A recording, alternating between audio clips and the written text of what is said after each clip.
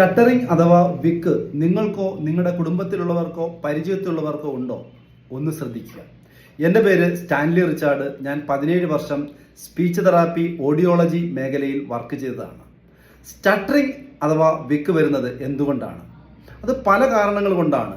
Genetic ആയിട്ടാണോ എന്ന് ചോദിച്ചാൽ പല സ്റ്റഡീസും പറയുന്നുണ്ട് ജനറ്റിക് എന്ന്. എന്നാൽ ചില കേസ് പെട്ടെന്ന് മാറുന്നുണ്ട് സ്പീച്ച് തെറാപ്പി കൊടുത്തു കഴിഞ്ഞാൽ. രണ്ടാമതൊരു ചോദ്യം ചോദിക്കുന്നത്, ഇത് ആൻസൈറ്റി കൊണ്ടാണോ ട്രോമ കൊണ്ടാണോ? ട്രോമ കൊണ്ടല്ല, എന്തെങ്കിലും ബ്രെയിൻ തട്ടലോ ഇഞ്ചുറിയോ അങ്ങനെ ഉണ്ടോ? അങ്ങനെയുണ്ട് സ്റ്റട്ടറിങ് അഥവാ വിക്ക് വരൂല. പിന്നെ ആൻസൈറ്റി കൊണ്ടും സ്റ്റട്ടറിങ് വരൂല. പക്ഷേ ആൻസൈറ്റി വരും. അത് സ്റ്റട്ടറിങ് അഥവാ വിക്ക് വന്ന് കുറേ അനുഭവങ്ങൾ പറ്റി, ചിലടത്ത് സംസാരിക്കുമ്പോൾ അവർ കളിയാക്കുന്നു, അതിൻ്റെ ഒരു ഷെയിം തോന്നി, അത് പിന്നെ ഒരു ആൻസൈറ്റി ആയിട്ട് ഡെവലപ്പ് ചെയ്യും. മറ്റുള്ളവരുടെ മുമ്പിൽ സംസാരിക്കാൻ പറ്റില്ല. പിന്നെ സംസാരിക്കുമ്പം ഈ സ്റ്റട്ടറിങ് കൂടും. ഞാൻ ഒരു ടിപ്പ് പറഞ്ഞു തരാം. സ്റ്റട്ടറിങ് ആർക്കെങ്കിലും ഉണ്ടെങ്കിൽ അവർ ഇത് ചെയ്യുക. സംസാരിക്കുമ്പോൾ തുടക്കത്തിൽ അവർക്ക് കൺട്രോൾ പോകുന്നതാണ് സ്റ്റട്ടറിങ് അഥവാ വിക്ക് എന്ന് പറയുന്നത്. അതിന് ആദ്യമായി ശ്വാസം എടുത്തിട്ട് സ്റ്റാർട്ട് ചെയ്ത് തുടങ്ങുക.